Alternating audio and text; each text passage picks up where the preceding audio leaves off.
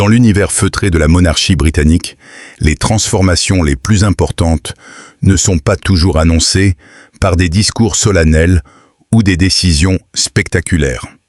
Elles apparaissent souvent dans des détails presque invisibles. Un nom absent d'un programme officiel, une invitation qui n'arrive plus, un patronage transféré à une autre personnalité ou une place modifiée lors d'une cérémonie. C'est précisément à travers ces signes discrets que se dessinerait aujourd'hui une possible marginalisation de la reine Camilla.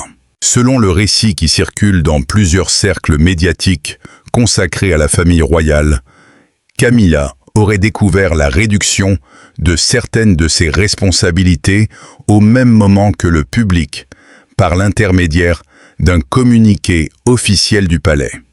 Le document évoquait une réorganisation des engagements royaux, une meilleure répartition des fonctions et une volonté d'adapter l'institution aux attentes de la société moderne. Sur le papier, rien ne semblait annoncer une crise. Pourtant, plusieurs observateurs auraient immédiatement remarqué l'absence du nom de Camilla dans certaines parties essentielles du programme. Des événements qu'elle présidait depuis plusieurs années auraient été supprimés, modifiés ou confiés à d'autres membres de la famille royale.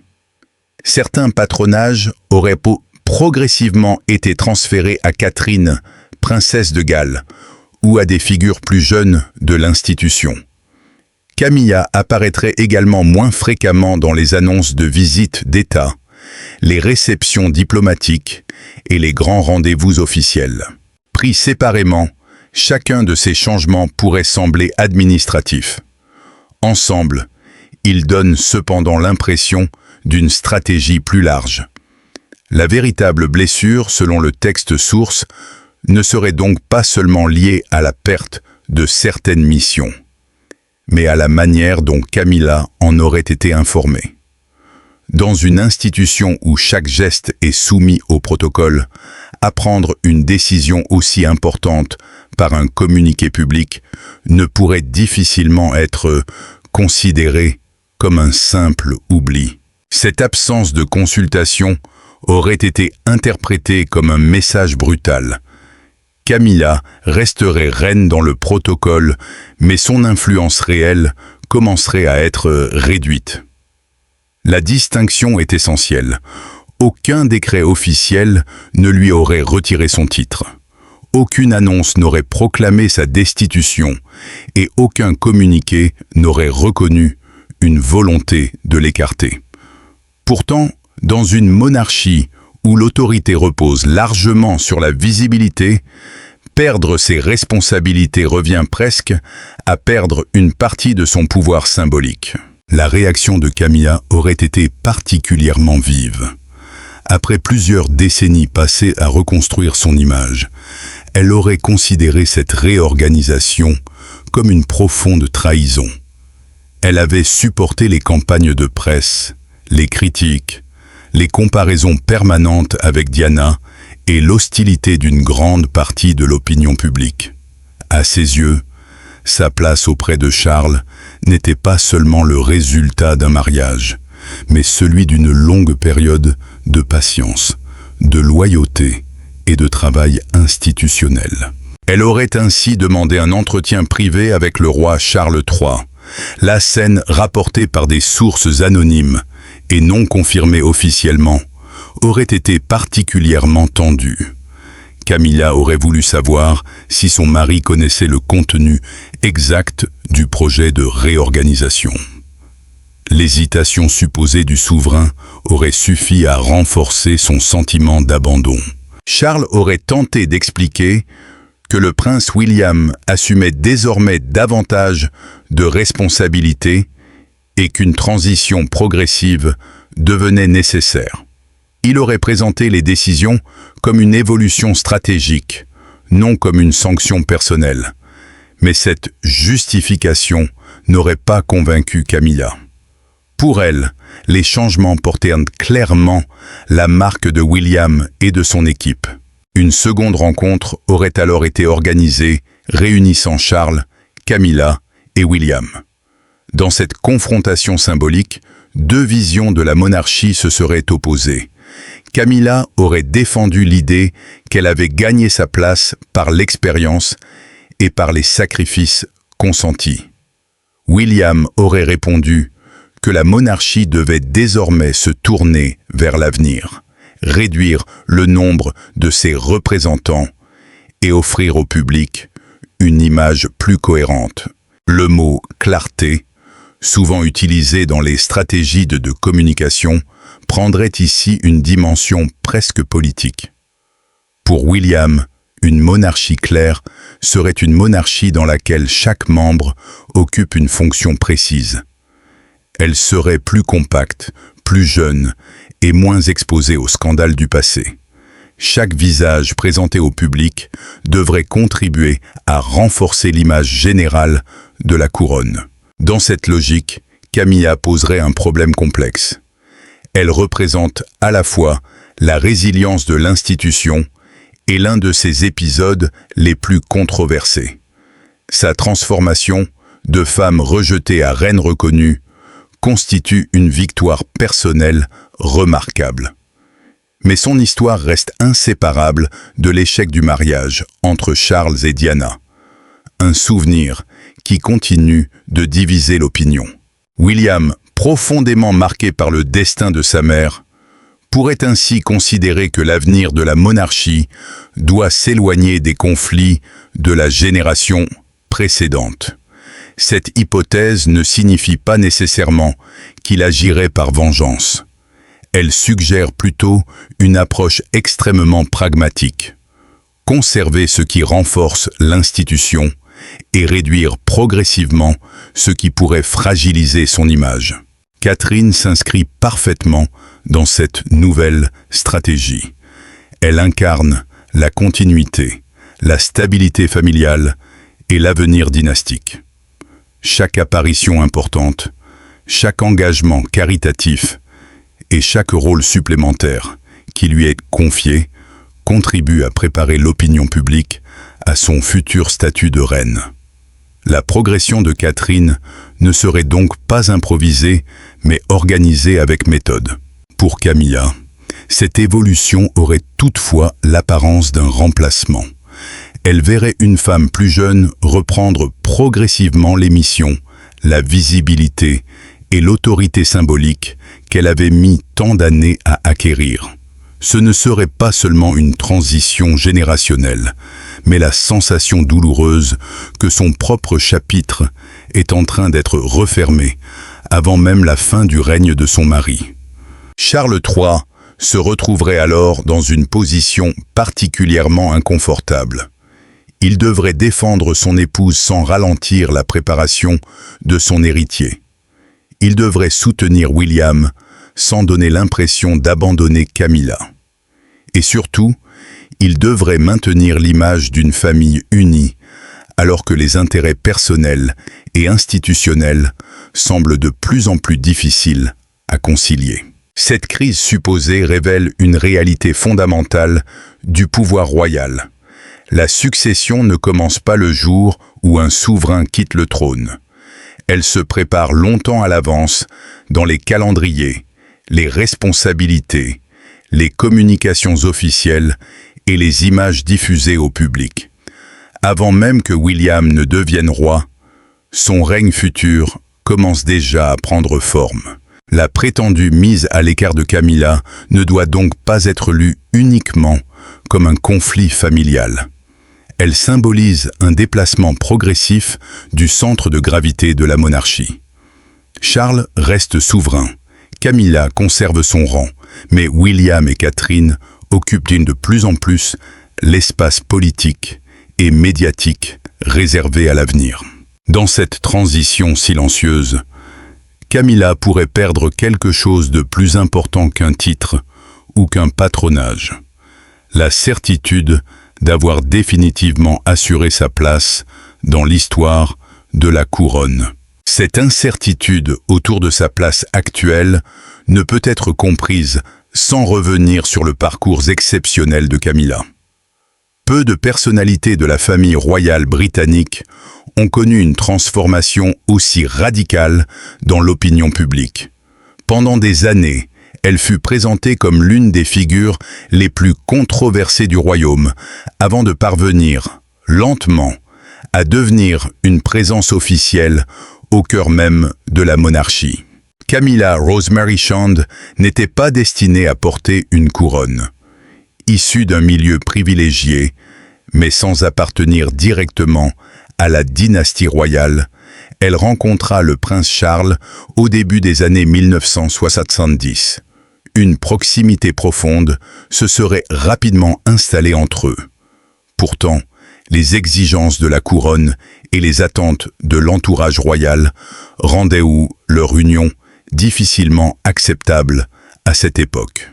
Charles était l'héritier du trône. Son mariage devait répondre à des critères politiques, sociaux et symboliques qui dépassaient largement ses sentiments personnels. Camilla épousa finalement Andrew Parker Bowles, tandis que Charles se maria avec Lady Diana Spencer en 1981. Aux yeux du public, cette union représentait alors un véritable conte de fées. La jeune Diana, élégante et réservée, semblait correspondre parfaitement à l'image d'une future reine. Mais derrière les cérémonies fastueuses et les photographies officielles, le mariage se révéla rapidement fragile. Lorsque la relation entre Charles et Camilla devint publiquement connue, l'opinion chercha immédiatement une responsable. Camilla fut désignée comme la femme ayant détruit le mariage royal. Dans une narration médiatique simplifiée, Diana devint la victime et Camilla la coupable. La réalité des relations familiales était sans doute beaucoup plus complexe. Mais les tabloïds avaient besoin de personnages clairement identifiables. Camilla fut alors confrontée à une hostilité d'une violence considérable. Son apparence, sa voix, ses habitudes et sa personnalité furent continuellement commentées. Elle fut insultée dans les journaux, poursuivie par les photographes et rendue responsable d'une crise qui touchait pourtant l'ensemble de l'institution. Pendant longtemps, elle ne disposa d'aucun espace pour présenter sa propre version des événements. Sa stratégie fut le silence. Contrairement à d'autres personnalités publiques, Camilla ne chercha pas à réhabiliter son image par une grande campagne médiatique. Elle évita les interviews spectaculaires, les confessions personnelles et les attaques contre ses adversaires. Elle choisit de rester discrète, de soutenir Charles et d'attendre que le temps réduise progressivement l'intensité du rejet. Cette patience fut essentielle. Après le divorce de Charles et Diana, puis la disparition tragique de la princesse en 1997, toute tentative de présenter immédiatement Camilla comme la nouvelle compagne officielle de l'héritier aurait provoqué une crise majeure. La mémoire de Diana était devenue presque sacrée pour une partie de la population. Le palais devait donc avancer avec une extrême prudence. L'intégration de Camilla dans la vie publique se fit progressivement. Ses premières apparitions officielles furent soigneusement organisées. Il fallait permettre au public de s'habituer à sa présence sans donner l'impression que Diana était effacée ou remplacée. Chaque photographie, chaque engagement et chaque déclaration était observé avec attention. Le mariage de Charles et Camilla, célébré en 2005, marqua un tournant historique. Camilla reçut le titre de duchesse de Cornouailles et évita volontairement celui de princesse de Galles, trop fortement lié à Diana. Cette décision révélait sa compréhension des sensibilités populaires. Elle savait qu'elle ne pouvait pas imposer sa position. Elle devait la construire lentement, par la retenue et le service. Au fil des années, elle développa ses propres activités caritatives. Elle s'engagea notamment dans la promotion de la lecture, le soutien aux victimes de violences domestiques et l'accompagnement des personnes souffrant d'isolement. Son style était moins spectaculaire que celui de Diana ou de Catherine, mais il reposait sur la régularité et la proximité. Cette constance permit une lente amélioration de son image. Certains observateurs commencèrent à la présenter comme une femme pragmatique, chaleureuse et capable d'apaiser Charles. À l'intérieur du palais, elle aurait également acquis une réputation de conseillère directe, suffisamment proche du prince pour lui dire ce que d'autres membres de son entourage n'osaient pas exprimer. La reconnaissance la plus importante vint de la reine Élisabeth II. En février 2022, à l'occasion du 70e anniversaire de son accession au trône, la souveraine exprima le souhait que Camilla soit reconnue comme reine consort lorsque Charles deviendrait roi. Cette déclaration représentait une validation institutionnelle décisive. Elle signifiait que Camilla n'était plus simplement tolérée. Elle était officiellement acceptée comme une composante de la continuité monarchique. Lorsque Charles monta sur le trône en septembre 2022, Camilla atteignit donc le sommet d'un parcours qui semblait autrefois impossible. La femme que beaucoup avaient considérée comme incompatible avec la couronne se retrouvait couronnée aux côtés du souverain. Son évolution apparaissait comme l'un des exemples les plus remarquables de réhabilitation dans l'histoire moderne de la monarchie. Pourtant, cette victoire restait fragile. Le pouvoir de Camilla était directement lié à Charles. Elle n'était pas née dans la famille royale, ne figurait pas dans l'ordre de succession et n'était pas la mère de l'héritier. Son influence dépendait de la confiance du roi, de sa présence auprès de lui et des responsabilités que l'institution lui confiait. Cette situation devient particulièrement délicate à mesure que William prend davantage de place. Lorsque l'état de santé ou l'endurance du souverain oblige le palais à préparer plus activement la succession, l'épouse du roi peut se retrouver dans une position ambiguë. Elle conserve son rang, mais elle voit progressivement l'attention se déplacer vers le futur couple royal. Camilla aurait également souhaité, selon certaines interprétations, que sa propre famille soit davantage reconnue dans l'environnement de la couronne. Ses enfants et ses petits-enfants ont participé à certains événements familiaux importants, notamment au couronnement. Mais ils n'occupent aucune fonction constitutionnelle et ne peuvent rivaliser avec la place des enfants de William et Catherine. Cette limite rappelle à Camilla que son intégration dans la monarchie reste personnelle. Elle a été acceptée comme épouse de Charles, mais sa lignée ne devient pas pour autant une branche dynastique. Après le règne de son mari, son influence familiale pourrait donc disparaître presque entièrement de la structure officielle. Face à elle, Catherine représente exactement l'inverse. Elle est également entrée dans la famille royale sans être née princesse. Mais sa position est solidement protégée par la succession.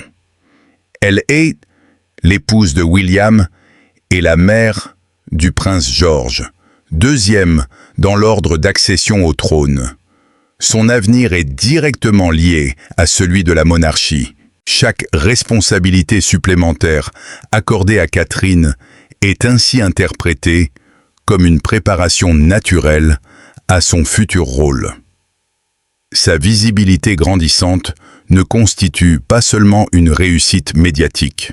Elle répond à une nécessité institutionnelle, habituer le public à la voir comme la prochaine reine. Pour Camilla, cette transition peut néanmoins sembler brutale. Les missions qu'elle avait développées, les événements qu'elle présidait et l'espace médiatique qu'elle occupait sont progressivement associés à Catherine. Il ne s'agit pas nécessairement d'un conflit personnel entre les deux femmes. La rivalité est avant tout créée par la structure monarchique elle-même. Dans une institution fondée sur la succession, le présent est toujours menacé par l'avenir.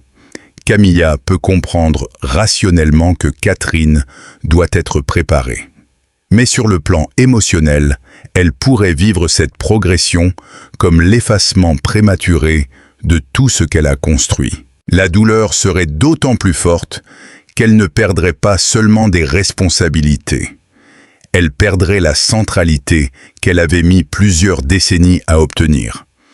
Après avoir été rejetée, tolérée, puis officiellement reconnue, elle se retrouverait une nouvelle fois confrontée à la question qui a marqué toute sa vie publique. Appartient-elle réellement à la monarchie ou sa présence dépend-elle uniquement de l'homme assis sur le trône? Cette interrogation prépare désormais une bataille plus large. Car derrière le destin personnel de Camilla se joue une véritable guerre de récits sur l'identité future de la couronne britannique. Cette guerre de récits ne concerne plus seulement la place personnelle de Camilla. Elle touche désormais à la définition même de la monarchie britannique, à la manière dont elle souhaite être perçue, et à ceux qui auront le pouvoir d'en écrire le prochain chapitre. Derrière les sourires officiels, les cérémonies soigneusement organisées et les communiqués rédigés dans un langage neutre, une profonde transformation semble déjà en cours. Le prince William apparaît comme la figure centrale de cette nouvelle orientation. Sans être encore roi, il assume progressivement davantage de responsabilités et donne l'impression de vouloir préparer son règne bien avant l'ouverture officielle de la succession. Cette évolution n'est pas inhabituelle dans une monarchie héréditaire. L'héritier doit se former, renforcer son équipe et construire sa propre vision. Ce qui semble plus exceptionnel, en revanche, est la vitesse avec laquelle le centre de gravité institutionnel se déplacerait autour de lui. La conception de William paraît fondée sur une monarchie plus réduite, plus lisible et davantage adaptée aux exigences de la communication contemporaine. Dans un monde où chaque geste royal est immédiatement filmé, commenté et diffusé sur les réseaux sociaux, la couronne ne peut plus se contenter de la tradition. Elle doit contrôler son image, limiter les controverses et sélectionner avec soin les personnalités chargées de la représenter. Dans cette perspective, chaque membre actif de la famille royale devient en quelque sorte le visage d'une marque institutionnelle. Sa popularité, son histoire personnelle, ses prises de parole et même son comportement privé peuvent influencer la perception de l'ensemble de la monarchie. William chercherait donc à concentrer les responsabilités sur les figures les plus susceptibles d'incarner la stabilité et la continuité. Catherine occupe une place essentielle dans cette stratégie. Elle représente à la fois la famille, la jeunesse relative, le devoir et la succession. Son image publique a été construite avec une grande discipline. Ses apparitions sont généralement préparées avec précision. Ses discours restent prudents et ses engagements caritatifs s'inscrivent dans des domaines considérés comme consensuels, notamment l'enfance, la santé mentale et la famille. Sa progression dans l'institution ne doit donc rien au hasard. Chaque événement qu'elle préside, chaque rencontre diplomatique à laquelle elle participe et chaque photographie officielle publiée contribue à familiariser le public avec son futur rôle. Avant même de devenir reine, Catherine est progressivement présentée comme l'un des principaux piliers de la monarchie à venir. Pour Camilla, cette montée en puissance possède une dimension douloureuse. Elle ne voit pas seulement Catherine progresser, elle voit également son propre rôle devenir moins indispensable. Les deux femmes ne sont pas nécessairement engagées dans une rivalité ouverte. Aucun élément officiel ne permet d'affirmer l'existence d'une confrontation directe. Mais la structure de l'institution, les place inévitablement dans deux temporalités opposées. Camilla appartient au règne actuel, dont la durée dépend de Charles III. Catherine appartient déjà au règne suivant.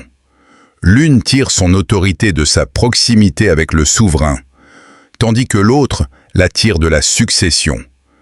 La première représente l'aboutissement d'une longue histoire personnelle. La seconde représente la promesse de continuité dynastique. Cette opposition explique pourquoi chaque transfert de responsabilité peut être interprété comme un acte politique. Lorsqu'un patronage passe de Camilla à Catherine, il ne s'agit pas seulement d'une décision pratique. Le geste indique quelle figure le palais souhaite mettre en avant pour les prochaines décennies. Dans une monarchie où le symbole est souvent aussi important que le pouvoir réel, cette évolution peut avoir une portée considérable.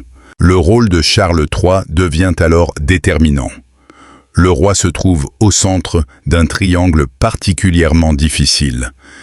Il doit protéger la dignité de son épouse, soutenir la préparation de son fils et préserver l'image d'unité de la famille royale. Toute décision en faveur de l'un risque d'être interprétée comme un rejet de l'autre. Son silence supposé face à la réduction de l'influence de Camilla pourrait être lu de plusieurs manières. Il pourrait traduire une approbation stratégique, une fatigue liée aux exigences du règne ou simplement une incapacité à affronter un conflit familial. Dans tous les cas, l'absence de clarification officielle laisse un espace considérable aux spéculations. Le palais britannique a longtemps utilisé le silence comme une méthode de gestion des crises. Ne pas commenter permet parfois d'éviter de donner de l'importance à une rumeur. Mais à l'époque numérique, cette stratégie possède des limites. Chaque absence est remarquée, chaque modification d'une page officielle est archivée, et chaque changement de programme peut devenir le point de départ de nouvelles théories. Les réseaux sociaux jouent désormais un rôle central dans cette surveillance permanente. Des internautes comparent les calendriers, analysent les photographies, observent les placements lors des cérémonies et cherchent à comprendre pourquoi certains membres deviennent plus visibles que d'autres. Ce travail collectif transforme la moindre évolution protocolaire en indice potentiel d'un conflit interne. La monarchie risque alors de devenir prisonnière de sa propre stratégie de communication. Plus elle contrôle les images et limite les explications, plus le public soupçonne l'existence d'une réalité cachée. Une mise en scène trop parfaite peut donner l'impression que quelque chose doit être dissimulé. Cette situation est particulièrement délicate concernant Camilla. Malgré les progrès réalisés dans l'opinion publique, son histoire reste associée aux blessures de la famille royale. Une disparition trop rapide de la scène publique pourrait être interprétée comme une volonté d'effacer une période embarrassante. Or, tenter de supprimer une figure du récit ne fait souvent qu'attirer davantage l'attention sur elle. William doit donc trouver un équilibre. Il peut préparer l'avenir sans donner l'impression d'humilier la reine actuelle. Une transition trop brutale risquerait de présenter la monarchie comme une organisation froide, capable d'utiliser ses membres, puis de les mettre de côté dès qu'ils cessent d'être utiles à sa stratégie. Camilla dispose encore de plusieurs options. La première serait d'accepter progressivement un rôle plus discret. Elle continuerait d'accompagner Charles lors de certaines cérémonies majeures et conserverait quelques engagements personnels, tout en laissant William et Catherine occuper le premier plan. Cette solution permettrait d'éviter une confrontation publique et de préserver l'image d'une famille unie. Mais un tel retrait pourrait également être vécu comme une capitulation. Après avoir attendu si longtemps pour être reconnue, Camilla devrait accepter de devenir secondaire alors même qu'elle porte encore la couronne. Elle verrait ses années d'efforts réduites à une période de transition entre le règne de Charles et celui de William. La deuxième possibilité serait une résistance discrète. Elle pourrait utiliser son influence auprès de Charles pour conserver certains patronages, maintenir une équipe indépendante et exiger d'être consultée sur les décisions concernant son rôle. Cette stratégie lui permettrait de défendre son héritage sans déclencher une guerre ouverte. Cependant, elle comporterait aussi des risques. Toute opposition à William pourrait être interprétée comme une tentative de bloquer le futur roi. Une partie du public pourrait considérer qu'elle refuse le renouvellement nécessaire de l'institution. Les anciennes critiques pourraient alors réapparaître, présentant Camilla non plus comme une femme patiente, mais comme une reine attachée à son pouvoir. Une troisième voie serait celle d'un retrait volontaire. Camilla pourrait réduire elle-même ses activités, consacrer davantage de temps à sa famille et à ses résidences privées, puis présenter cette décision comme un choix personnel. Le palais pourrait alors expliquer qu'elle souhaite préserver son énergie et soutenir le roi loin des projecteurs. Cette solution serait sans doute la plus facile à gérer publiquement. Pourtant, elle ne ferait pas disparaître les interrogations. Les observateurs continueraient à se demander si ce retrait était réellement choisi ou imposé par les nouvelles priorités de William. Quel que soit le scénario retenu, une réalité semble difficile à contester. William et Catherine incarnent déjà l'avenir de la couronne. Leur pouvoir symbolique augmente à chaque engagement important, tandis que celui de Camilla dépend de plus en plus directement de la présence de Charles sur le trône. La véritable bataille ne porte donc pas sur le titre de reine.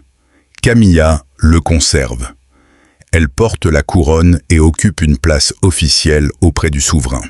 Mais les titres ne suffisent pas toujours à garantir l'influence. Dans une monarchie moderne, le pouvoir se mesure également à la visibilité, à la capacité d'imposer un récit et à l'attention accordée par le public. Camilla pourrait ainsi rester reine, tout en cessant progressivement d'être l'un des personnages principaux de l'histoire royale. Son nom apparaîtrait encore dans les cérémonies et les documents officiels, mais l'imagination collective se tournerait déjà vers William, Catherine et leurs enfants.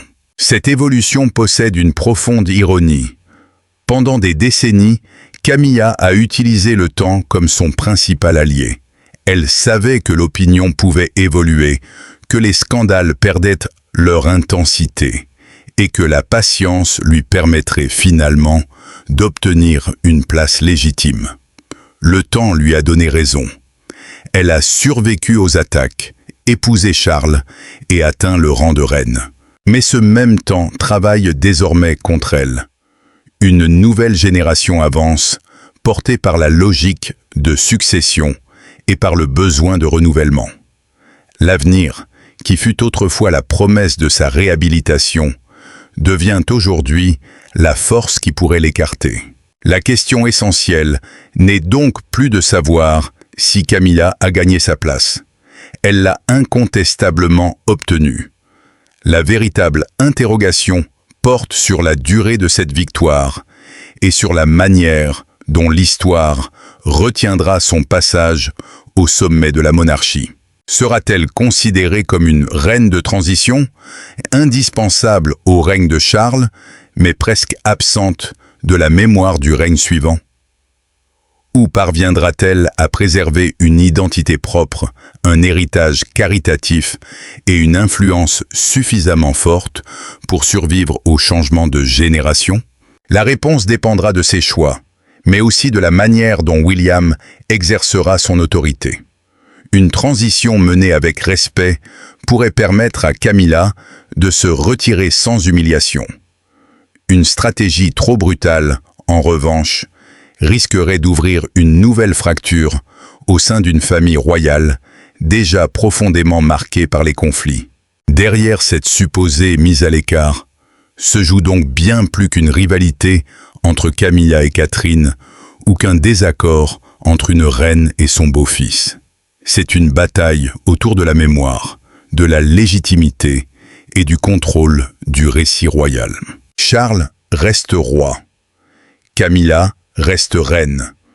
Mais William et Catherine occupent déjà l'espace réservé à deux mains. Et dans une monarchie fondée sur la succession, celui qui contrôle l'avenir finit toujours par redéfinir le présent. Ainsi, derrière les apparences d'une monarchie unie, une transition profonde semble déjà engagée. Camilla conserve son titre, sa place auprès de Charles et le poids d'un parcours exceptionnel.